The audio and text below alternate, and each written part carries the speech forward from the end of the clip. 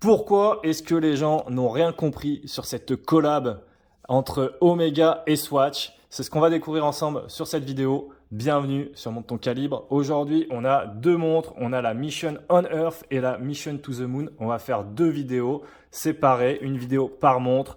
Donc, on commence par la Mission on Earth. On verra tout de suite ensemble, juste après le petit unboxing, pourquoi les gens n'ont pas vraiment compris cette collab et pourquoi moi je continue à trouver qu'elle est cool, même si c'est assez tendance en ce moment de dire que la collab n'est pas cool. Tout d'abord, le packaging, comme à notre habitude, on a le packaging avec la surboîte. Donc la surboîte qui mérite le coup de regarder un petit peu de plus près. Oups, je vais un petit peu trop vite. Donc, on a le Biocéramique Moon Swatch, donc c'est la matière de Swatch Collection avec la température et quelques informations sur la planète. Donc, dans ce cas-ci, la Terre, hein, notre planète. Ici, au dos, on retrouve les différentes collabs. Donc, on a Sun, Mercury, Vénus, Earth, Moon, Mars, Jupiter, Saturne, Uranus, Neptune et Pluton. Sachant que Neptune, il y a eu pas mal de retours sur des gens en fait qui disaient que la planète, on le verra plus tard, mais la planète qui est au dos, le cache-pile, marque un petit peu la peau. Donc il y a eu des problèmes de qualité et apparemment cette montre n'est plus trop produite actuellement par les usines de Swatch parce que justement ils sont en train de régler ce problème-là. Donc, on arrive sur la boîte principale. La boîte principale, comme je le disais sur la première vidéo qu'on a faite sur la Moonswatch, c'était sur la Mission to Mars. Je vous mets le lien en description. La boîte, elle n'a pas changé, hein. C'est vraiment une boîte en carton, quoi. J'espère que c'est du carton recyclé. Je ne suis pas sûr, mais je pense bien que ça doit l'être. Et voilà, elle n'a rien d'exceptionnel, la boîte. Ce n'est pas une boîte que l'on va garder. C'est juste une boîte qui fait le taf. Voilà, donc une fois la boîte ouverte, on a les différents fascicules avec le petit récap de la collab avec les différentes montres. Et on a de l'autre côté la carte de garantie avec le manuel d'instruction. Voilà, je ne vais pas tout vous déballer, on l'avait fait sur la Mission to Mars. Allez voir la vidéo si jamais ça vous intéresse. Donc vous voyez là déjà, juste quand on sort la montre, hein, on voit que c'est vraiment du carton et que ça s'écrase en un rien de temps. Donc voilà, c'est vraiment une boîte pour l'achat, mais c'est pas une boîte que l'on va vraiment spécialement garder pour ranger sa montre plus tard. Donc une fois qu'on libère la montre du petit support qui est lui aussi en carton, on a donc cette jolie montre Omega Fit Swatch, donc celle-ci, la Mission on Earth. On va directement lancer le chronographe ensemble pendant qu'on fait la revue. Donc comme sur les différentes Moonswatch, les dimensions sont toujours les mêmes. 42 mm de diamètre pour 13,25 mm d'épaisseur et un corne à corne de 47 mm qui sont les mêmes dimensions que la Speedmaster. Mais du coup, pourquoi est-ce que les gens n'ont rien compris sur cette sortie? Au début, il y avait vraiment la hype autour du modèle, tout le monde trouvait ça trop cool, etc. etc. Et plus c'est allé, plus les montres se sont vendues, et plus il y a eu des retours en disant non mais cette collab n'est pas aussi bien que ce qu'elle annonçait, etc.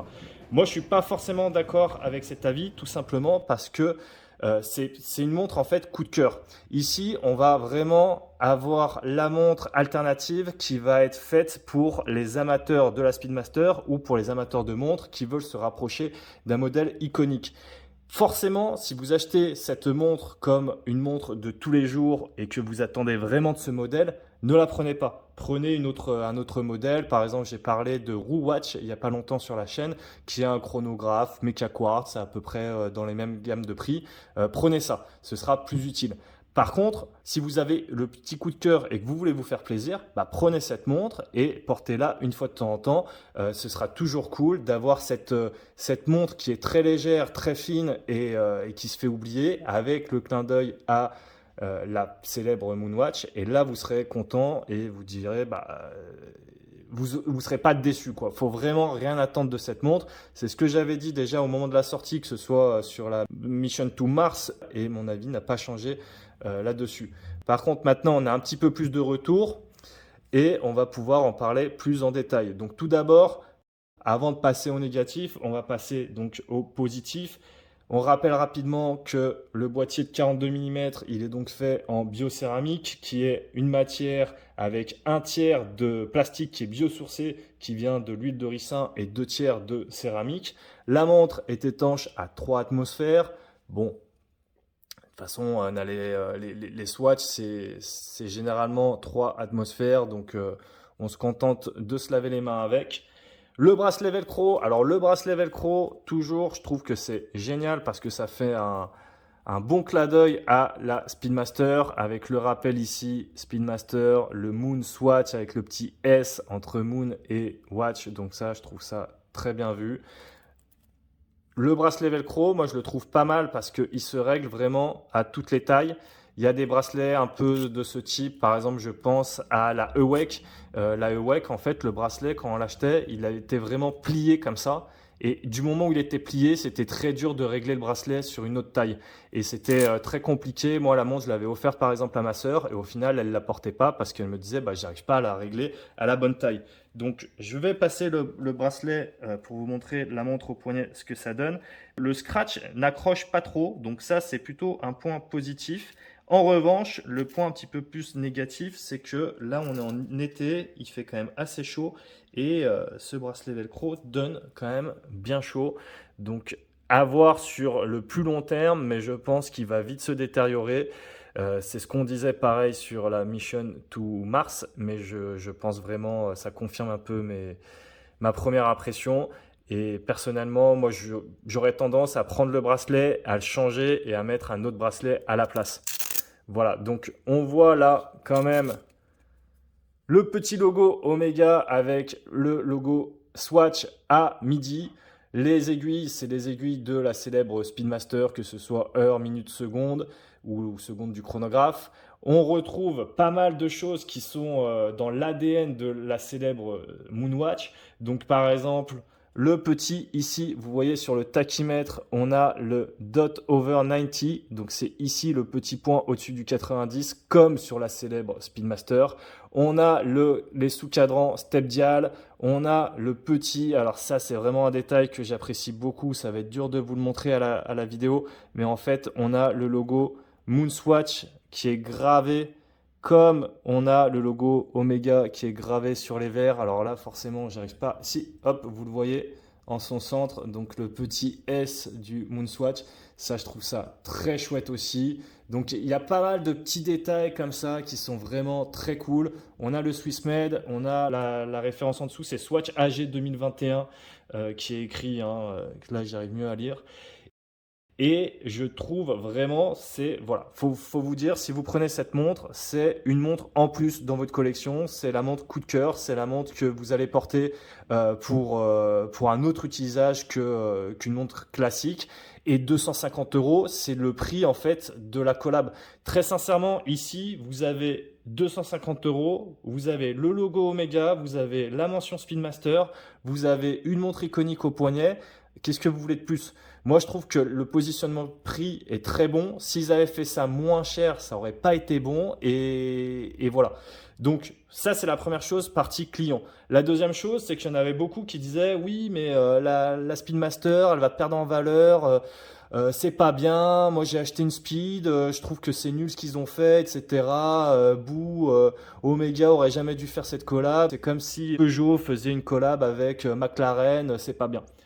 Alors là, pareil, les gars, il y a Nick Hayek, donc le Swatch Group, qui a déclaré que la Speedmaster Moonwatch, qui coûte autour de 7000 € à peu près actuellement, eh ben, les ventes ont fait plus 50% depuis la sortie de la Moonswatch. Donc c'est complètement faux aussi. Et justement, si vous aviez acheté une Speedmaster avant, eh ben, elle est encore plus entre guillemets vendue que ce n'était le cas avant la sortie. Donc ça, pareil, que ce soit d'un point de vue client ou d'un point de vue marketing, au final, Swatch a raison sur toute la ligne et ont vraiment fait un bon coup de promo. Alors certes, on paye la collab, certes, ça reste une montre en plastoc. Mais voilà, c'est un achat coup de cœur. On a tous acheté des trucs trop chers par rapport à ce que c'était, mais parce qu'on voulait ce truc et pas autre chose, même si on savait qu'il y avait d'autres produits qui pouvaient faire la même chose pour moins cher.